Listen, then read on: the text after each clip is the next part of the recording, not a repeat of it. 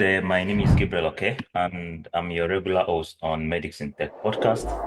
On today's episode, I have another awesome professional in health tech. She's a pharmacist, and I'm really happy that I'm able to bring her on this show. So, welcome, Muslimat. Thank you. Yeah, so before we go into the cost of the discussion, I will read your bio, which is quite interesting. So Muslimat is a pharmacist, passionate in digital technology and healthcare.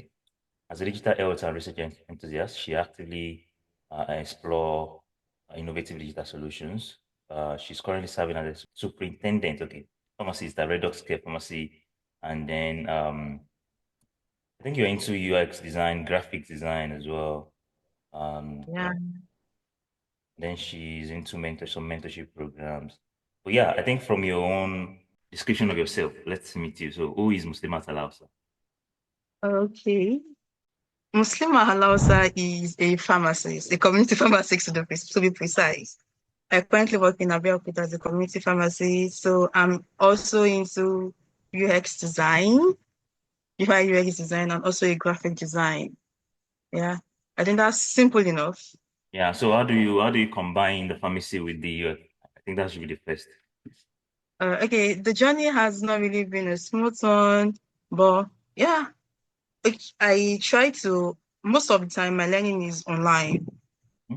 Like online for UX and graphics. I'm currently not into graphics, but I learned that in the past, but currently into UX design, UI, UX. So learning has always been online. Why UX design from pharmacy? Oh, okay. That should be the next That's question. more like it's actually a very personal experience. Although when I left school then, I was like, okay, tech is something cool, let's go into it.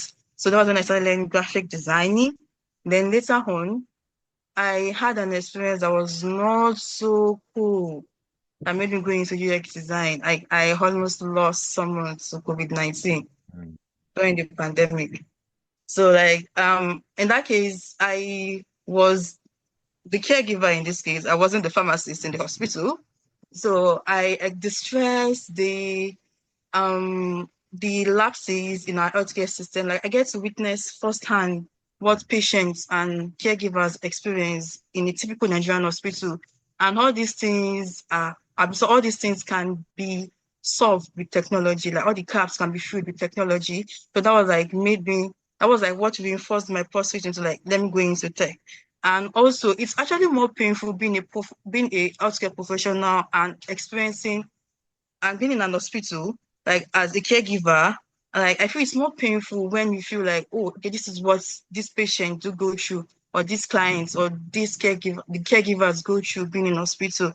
And you get to see like from their own reality, they get to see from their own lens. Let me just put it that way. So then you get to see from their own lens. Then also there are problems in healthcare. I'm not even pharmacy now, like healthcare generally, that I feel technology could solve. Mhm. From let's say chronic disease management in particular, that like which is my own focus, I feel technology could solve. And let's say, and also there is limit to what humans can do. I'm not like there is limit to what we can do. So like technology is just coming to like enhance the process, like make it more easier for us to do. So and to make healthcare accessible and also make us provide quality healthcare services to patients. Mm. Okay. Okay. I think that explains your passion, your motivation. So let's look at the journey now. Can you give us a breakdown, rather, a breakdown of your journey to where you are at the moment? I mean, how did you start from pharmacist? Was it during Um, school? Was it after, like, was it online course? okay. You know? It was after school actually. As a final year in pharmacy school, I really do not have any skills, like any aside from leadership skills though, like anything that would like make me stand out as a pharmacist. Like because there was an encounter I had with a friend in my final year. Um the in final year we have this of oral examination that we do, that they bring lecturers from other schools to our school. They be the ones like to interview or ask you some question related to pharmacy practice. But in this case, this friend of mine was not even asked anything related to pharmacy. The question was, let's say pharmacy profession becomes useless, and which is not possible, although he's trying to paint a scenario like how would you survive? Like, let's say the world does not need pharmacy profession, like we don't need anything about pharmacy. So like how would you survive? Like that question really shocked me because if I were the one to answer the question, I would have showed woefully like because I had no response Mm. as at that moment. So like it's kind of sparked me like, okay, let me learn something, let me have a skill, let me have something that is different from pharmacy before the whole. That's why I got interested in technology. Like, okay, that's when I say, let me learn graphic designing. So, but as time went by, the experience I mentioned earlier, like reinforced the pursuit to go into it. So I started learning graphic designing during the graphic design rather, during COVID-19 pandemic. That was like just one good thing COVID did to me. Mm. Now if I won't ever forget COVID for. So I that was then because I had more time due to the restriction of movement and the like. So I started learning online. Then as time went by, I was more into this corporate design, making of flyers, logos, and the likes. So by the time went by, I got tired of the whole process. I just doing the whole thing over and over and over again. I can just do something that would be more meaningful. Mm. That was what's like, okay, maybe I think UX design is a little bit similar to it. I was still considering then, but not like letting go into it.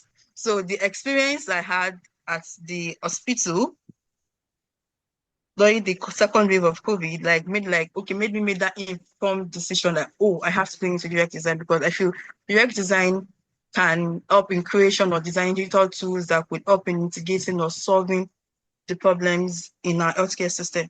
Mm. Okay, but did you So was it into online courses that you yeah, specially it was went yeah. to My for? first encounter with UX design was with Skill NG. So it was online. Then later on Side Hustle, then later on Google certificates course. I got a scholarship by I think a platform IT experience also. That was when I applied for that scholarship, so I got access to Google course Mhm. on Coursera. So then I did Coursera. So along the line, I engaged in some projects like to boost or to boost Yeah, my portfolio. yeah. Okay. So, but where are you at the moment? Is it that you're working, just as you're working in the pharmacy at the moment, you are also engaged, or like, where are you at in your UX? Okay. At the moment, I'm currently working as a community pharmacist. Like, I'm not really like into a full-time job with UI UX design job. But at least I try to incorporate my skills into my day-to-day activities. So I I'm currently looking forward in merging research, but that'll be like later on. But currently, I'm not into UI UX job, Okay. but with my skills, I'm trying to incorporate it to solve my daily activities at the pharmacy. Okay. And how easy was it to actually learn on this platform? Like, let's say someone want to like pick some of these things up. How easy was it to combine with Honestly, your it data? hasn't been easy. Honestly, to be honest, it hasn't been easy at all. I'm trying to balance with family too. There are Mm. some moments like I will be lost. Like, why did I go into this? Why can't I just face my pharmacy and move on? Like, who cares about this? But at some point, like your instinct, like your reason, the fire, like the reason, the passion for going into it will like supersedes every other thing. So there'll be moments that, oh, okay, there'll be period that will be actively involved, and sometimes there will be like it has been a roller coaster ride. Let me just put it that way. It has not been an easy ride, a smooth one. And I think it's similar for everyone being Yeah. into a new field. Yeah. So now let's look at some of the other things you actually do. I think you have some community projects and some social impact projects. So can you give us insight into Uh, like, why you yeah, do that as well? all right. Last year I worked on cervical cancer awareness. It was basically online. Okay, well, it was the targets were women between the age of 18 and above, sorry, with the age of 18 and above. So I created flyers, the educational flyers for these women. It was a closed WhatsApp group. So it's to tell them, to enlighten them, to educate them on what cervical cancer entails. Yeah. So I focus on what cervical cancer is, the myth regarding cervical cancer and the pap smear and whatever, and the whole thing as regards to cervical cancer. So, but it was in a simple words, like I really did not make, the information was not too complicated. It was Okay. so simple, like for them to understand and comprehend. And again, attention span is so little. Yeah. Something they could just Um, do for a few seconds and they take in. okay. So then it was for 30 days and Okay. online. So I designed like 30 different flyers, educational flyers. So I used Canva and Adobe Photoshop for that. Okay. So it was really so the timing for the awareness was intentional, such that the organization I did it for had or organized a cervical cancer screening. Yeah. So Okay. the Okay. enlightenment, the awareness rather was before, just before the screening. So the awareness made people to go for the screening, Okay. and over 200 people eventually did Okay. the cervical cancer screening. Okay. And it was really it was really powerful for me. Yeah. And because I was able to like make 200 women, like over Yeah. 200 women to go for this screening. Because that was supposed to be the Yes. next question I'll ask, that okay, what were the inciting results of the awareness? Oh, Yeah, oh. that's very I important. guess I've answered that then. Another thing I've realized sometimes is that to reach people, especially in rural area and peri-urban area, we think it's like mobile app, website, and the like. Sometimes WhatsApp is actually enough, like SMS is enough to reach out to some of this, Exactly. to some people. Exactly. Yeah, so I think Um, I understand. it's not until like you make a mobile hub or you design a mobile hub or a platform that you can carry out a Yeah, project related to digital health. And it can be some as simple as SMS messaging, as you mentioned. yeah, I agree with you. So now let's look at some other aspects of your work. So let's say I just I'm in pharmacy school as well, and I'm looking at the future of healthcare, career wise and the likes, and I don't even know what to do. What will be your advice in terms of um navigating a career in tech as a pharmacist and the like? Because most of the audience that we have are healthcare students and people who are just leaving uni. So what would be your advice to someone? Okay, my advice would be I have a strong motivation, like a real reason for going into tech. Not just because, oh, tech is booming, tech is the current hot cake, like that's what people say right now. Like that should not be your reason for going to tech. I have a solid motivation, I have a solid reason for going into it because that would like um inspire other people or even anyone around you, like, you're a pharmacist or you're into healthcare, why technology? Just tell them the reason, like, okay, personally for me, is to solve health-related problems due to my personal experiences with the healthcare system. So then have a solid motivation for going into tech. Then after having a solid motivation, you need to find a mentor, honestly, because a mentor will be the one to like guide you. One of the mistakes I made, especially while learning graphic design, I just went online. Like, let me just send this in online. And it's kind of reduce the process. So finding a mentor, and not necessarily need to have someone you talk to one-on-one. Can be someone online that you see, that you follow, that you try to know whatever the knowledge to learn from the person, the knowledge he or she has. Then also you need to have an accountability partner. Like, okay, aside from having a mentor, like you can form a group of people, but just with just two people.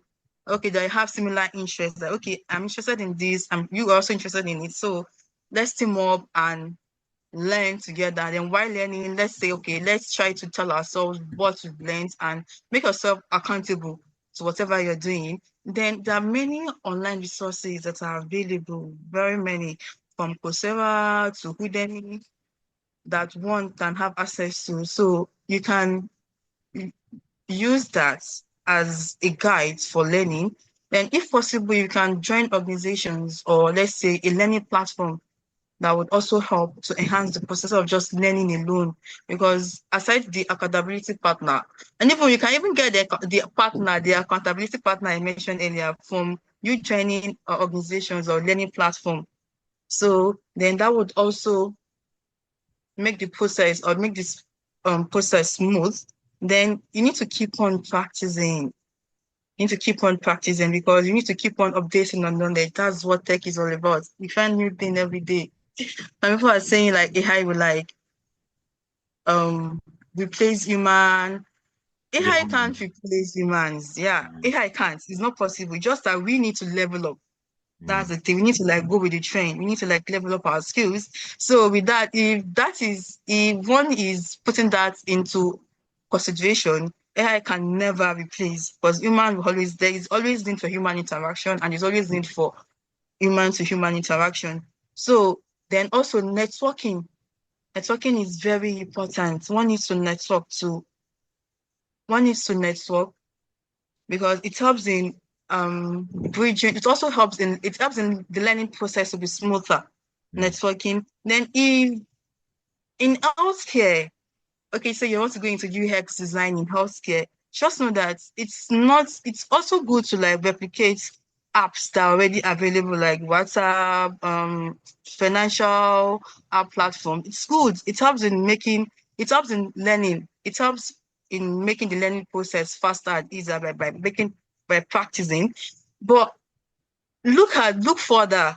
Don't just replicate all these platforms. There are some problems in healthcare. For instance, in pharmacy, you can say medication adherence. You can make a platform that would like solve that problem. So like look beyond replicating platforms, like solve real problems, apply design thinking, make it practical. So design thinking, apply it in problems in healthcare. So that would make you stand out from just a general UI UX mm, individual or someone in UI UX. So then also there are guidelines available by recognized international bodies like WHO mhm, in healthcare for digital intervention in healthcare. Like you can go through those recommendations. So that will give you like an informed insight on how to approach the whole idea. For instance, there is we are trying to make a mobile application now for someone with diabetes or hypertension. There's a recommendation by WHO, a guideline by WHO to follow. So if you go through that, so that would help.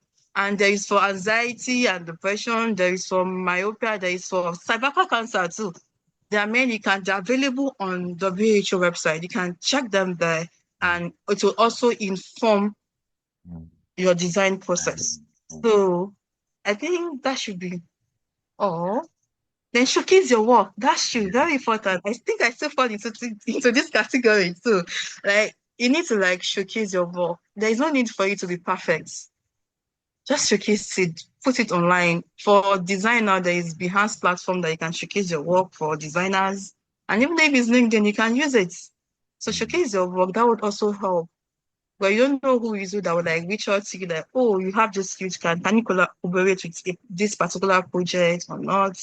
So you don't need to be a professional. You can showcase your work as a novice. mm. So don't be reluctant to.